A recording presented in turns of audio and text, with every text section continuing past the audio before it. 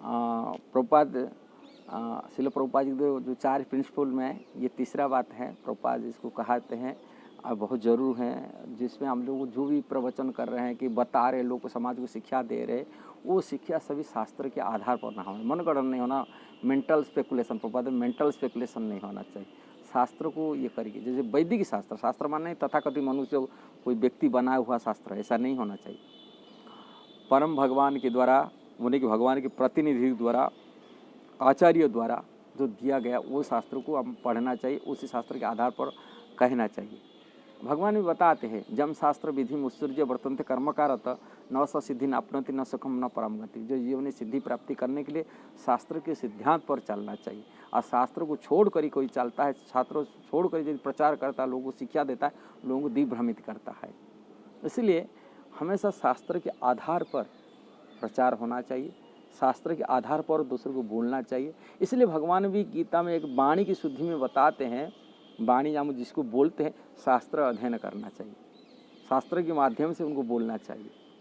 वाणी की पवित्रता, वाणी की ये वेग बारे में बता दे भगवान। अनुद्वेगम करम वाक्यम सत्यम प्रिय हितम चजत। स्वाध्याय मतलब स्वाध्यान, नियमित रूप में वैदिक शास्त्र अध्ययन करना, ये वाणी की तपस्या है। और जो वाणी की तपस्या में हम दूसरा को बोलते, वो वाणी वो दूसरा प्रभाव डालता है। इसलिए शास्त्र के आधार पर दूसरा को कोट कर बोलना चाहिए, सिद्धांत बताना चाहिए, शास्त्र को ठीक से समझना चाहिए। और कौन मनमाने नहीं, हमारे पूर्ववर्ती आचार्य गुरु के माध्यम से सुनना चाहिए, समझना चाहिए, फिर उसको बोलने के लिए प्रयास करना चाहिए। और शास्त्र के माध्यम से जब हम यदि बोलते हैं तो समाज परिवर्तन आता है, समाज को सत्य शिक्षा मिलता है। और शास्त्र भगवान के द्वारा दिया गया धर्म तो साक्षात भगवत प्रणीतम, मनमानी शास्त्र नहीं, जो प्रामाणिक शास्त्र हैं, वैदिक शास्त्र है, जैसे भगवद गीता है, श्रीमद् भागवतम है, पुराण है, महाभारत है, रामायण है, ऐसे ही वैदिक शास्त्र के आधार पर हम दूसरा को शिक्षा देना चाहिए और उसी रास्ता पर चलना चाहिए जीवन में। बुक आर द बेसिस, यही हमारा बेस होना चाहिए। जिस शास्त्र के आधार पर हम जिएंगे नहीं तो हम पशुवत जीना, पशु जीता है, उनको कोई शास्त्र भाषा मतलब नहीं है। और कई कई नास्तिक होते हैं, ऐसे लोग, मनुष्य शरीर हैं कि दो नास्तिक लोग होते हैं, ये 2 पैर वाला पशु जैसा के समान है। और दूसरी कुछ पाखंड होते हैं, शास्त्र पढ़ेंगे किंतु अपने शास्त्र को अपनी तरफ से लोगों को भ्रम में डालेंगे। पूर्ववर्ती आचार्य को स्वीकार नहीं करते कि कोई गुरु आचार्य की परंपरा में शिक्षा प्राप्ति नहीं करते, वो मनमानी ढंग से शास्त्र को अपनी मतलब में शास्त्र को व्याख्या करते हैं, लोगों को भ्रम में डालते, जिससे लोग भ्रमित होते।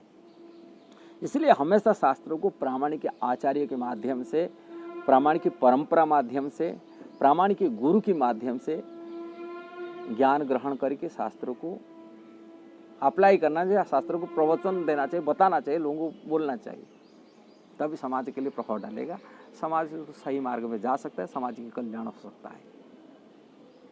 इसलिए शास्त्र बिना जो भी बात है ये मेंढक की टर्मा के जैसा ही होता है, और ये सब बकवास है सब। इसलिए हमेशा शास्त्र के आधार पर खुद को जीवन को बिताना चाहिए और दूसरों को जीने के लिए प्रेरणा देना चाहिए हमेशा। इसलिए शास्त्र को नियमित पढ़ना चाहिए। भगवद गीता पढ़िए, रामायण पढ़िए, महाभारत पढ़िए, भागवत पढ़िए, आचार्य द्वारा शिक्षा जो है वो भी माने उपपुराण भी कहा जाता है, उनको जब पढ़िए, जिससे हमारा भी कल्याण हो सकता है, समाज भी कल्याण हो सकता है। नियमित में शास्त्र को छोड़कर ही जीना, कभी समय को ऐसे ही गंवाना नहीं चाहिए, पढ़ना चाहिए कुछ ना कुछ वैदिक शास्त्र को नियमित रूप में, तभी हम जीवन की शास्त्र। इसलिए प्रभुपाद बोलते थे book are the basis, teaching तो एसेंस, लक्ष्य तो होना चाहिए प्रचार भक्तों की, और सारी समाज की सही ज्ञान देना चाहिए, और अपनी पीरूट भी रहना चाहिए। इसके शास्त्र पढ़ने से हमारा भी शुद्धता आता है, हर चीज़ में मन स्थिर होता है, मन चंचल नहीं होता है, हमको सही नॉलेज होता है, हमारा संशय दूरीभूत होता है। ये सब शास्त्र में हमारा जो डाउट है क्लियर हो जाता है, और आध्यात्मिकता में प्रगति कर सकते हैं, आत्म कल्याण कर सकते हैं। और यदि ये वीडियो आपको सही लगता, अच्छा लगता, जरूर शेयर करना, सब्सक्राइब करना, लाइक कमेंट देना। हरे कृष्णा, जय श्री प्रभुपाद।